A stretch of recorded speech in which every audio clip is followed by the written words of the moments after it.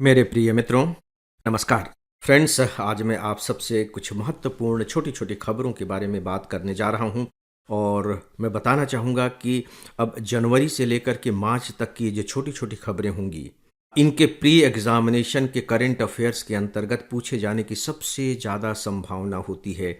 जो current affairs के questions पूछे जाते हैं, उनका सबसे बड़ा हिस्सा जनवरी, फरवरी और मार्च से ही आता है। तो प्लीज़ आप इसे ध्यान से सुने और अच्छे से तैयारी करें।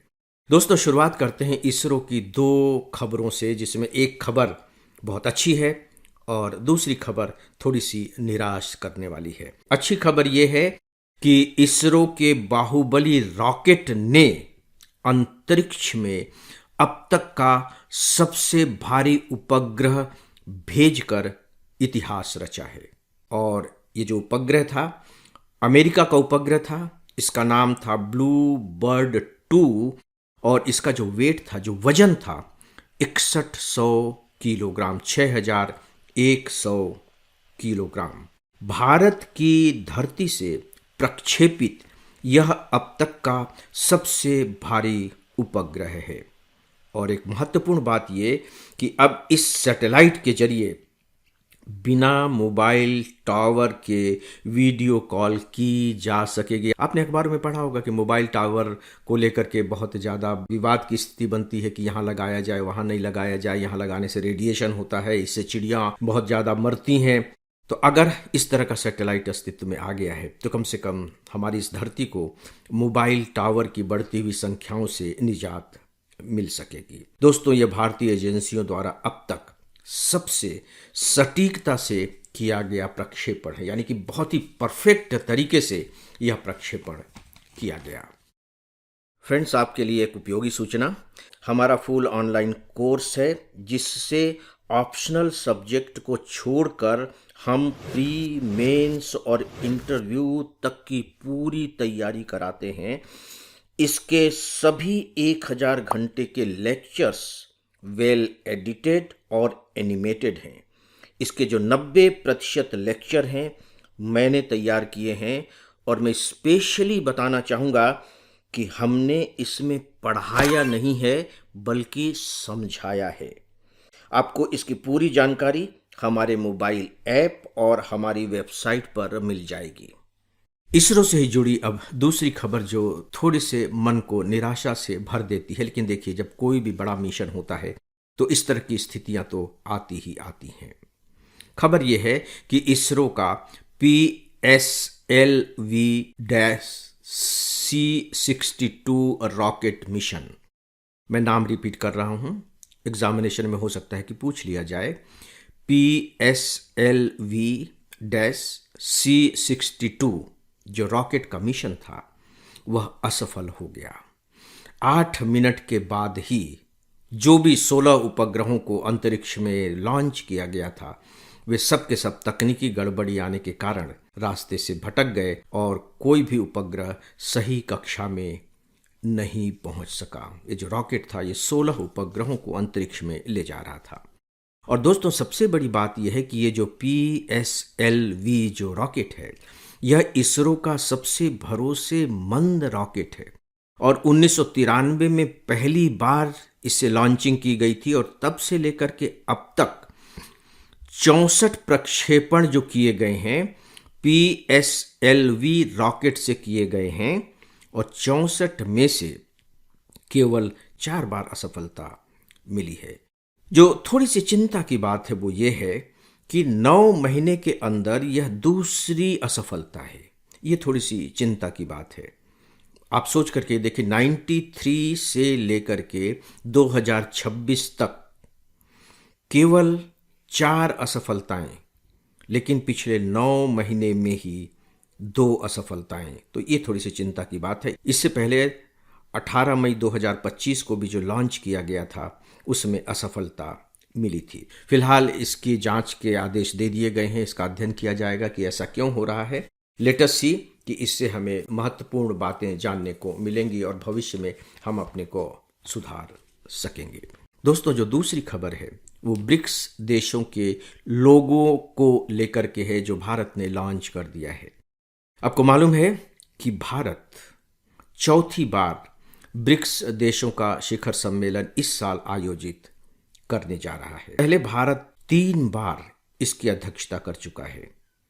ईयर है 2012, 2016 यानी कि 4 साल के बाद 2016, फिर 5 साल के बाद 2021 और अब 2026।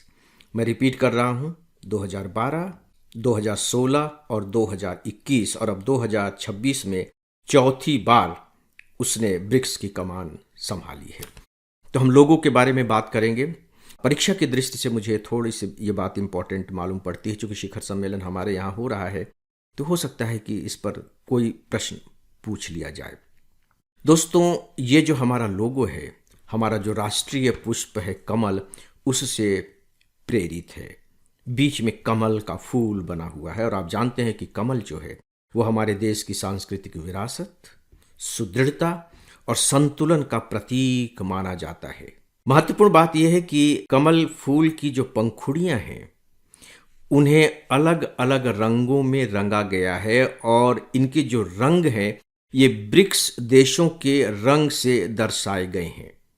और इस तरीके से ये जो अलग अलग रंग हैं एक ही फूल की पंखुड़ियों में, वो कहीं न कहीं विविधता में एकता को दर्शाते हैं और साथ ही साथ ये भी बताते हैं कि जो हमारी आवाज़ होगी वो साझी आवाज़ होगी।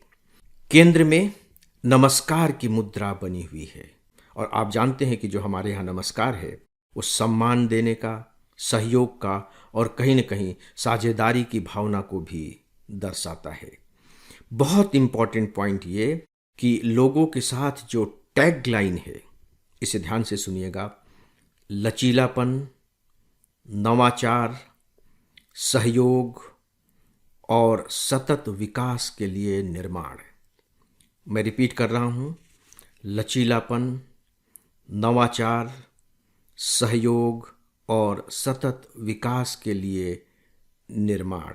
तो दोस्तों, आप पाएंगे कि ये जो लोगो है ये भारत के उस विचार को दर्शाता है जिसमें ब्रिक्स देशों के बीच सहयोग, साझा चुनौतियों का संतुलित और समावेशी समाधान की बात भारत करता है। और आपको मालूम है कि खासकर भारत साउथ की आवाज़ के रूप में अब पूरी दुनिया में एक प्रकार से स्थापित हो चुका है।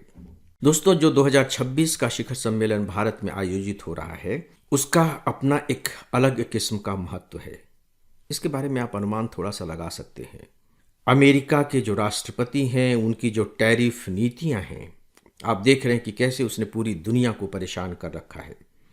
और इससे बचने के लिए जो ब्रिक्स संगठन है धीरे धीरे अपने स्थानीय मुद्राओं में व्यापार को बढ़ाने पर जोर दे रहा है कि हम आपस में डॉलर में व्यापार न करके अपनी अपनी मुद्राओं में व्यापार करेंगे। और इसको लेकर के जो ट्रंप महोदय हैं वो बुरी तरह से तिलमिलाए हुए हैं, क्योंकि उनको मालूम है कि अगर ऐसा किया गया तो धीरे धीरे उनका जो वर्चस्व है, जो डॉलर का वर्चस्व है, धीरे धीरे कम होने लगेगा। तो दोस्तों, ब्रिक्स इससे पहले भी डॉलर को चुनौती देने की कोशिश कर चुका है, आगे भी वह करता रहेगा।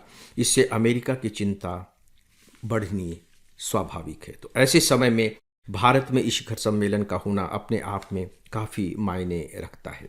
अगर हम ब्रिक्स देशों की ताकत के बारे में बात करें तो दोस्तों लगभग 50% आबादी का प्रतिनिधित्व अब ब्रिक्स करने लगा है और इनकी जो संयुक्त हिस्सेदारी है विश्व जीडीपी में वो लगभग 40% है। देखिए, जो कम नहीं है, 40% वैश्विक जीडीपी में जो साझेदारी है वो ब्रिक्स देशों की है और लगभग वैश्विक व्यापार में जो इसका योगदान है वो 26% है।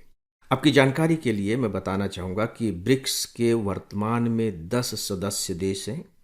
इसके जो शुरू के सदस्य हैं जिनके नाम से ब्रिक्स बना है उसके बारे में आप जानते ही होंगे, ब्राज़ील, रूस, भारत, चीन और दक्षिण अफ्रीका। ये 5 इसके मूल सदस्य हैं। फिर 2024-25 में कुछ और देशों को इसका सदस्य बनाया गया है। इनके नाम भी आप सुन लें, क्योंकि जब प्रश्न पूछे जाते हैं तो उसमें इस तरह से नाम दे करके आपको भ्रमित करने की कोशिश की जाती है, तो आपके दिमाग में इन बातों की बहुत स्पष्टता होनी चाहिए। जो 2024-25 में जो सदस्य बनाए गए हैं वे हैं मिस्र, इथियोपिया, ईरान, सऊदी अरब, यूएई यानी यूनाइटेड स्टेट ऑफ एमिरेट्स और इंडोनेशिया ये पूर्ण सदस्य बने हैं। और इसके बाद जो भागीदारी देश शामिल किए गए हैं वे हैं Belarus, Bolivia, Kazakhstan, Malaysia, Cuba, Nigeria, Thailand, Uganda और उज्बेकिस्तान।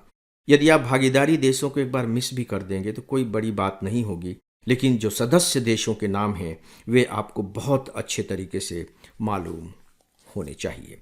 तो दोस्तों ये थी कुछ छोटी छोटी खबरें जो एग्जामिनेशन के पॉइंट ऑफ व्यू से आपके लिए बहुत इम्पॉर्टेंट हैं। इस विषय पर आज बस इतना ही, और इसी के साथ ही आज के इस डेली ऑडियो लेक्चर को अब यहीं विराम देते हैं। नमस्कार।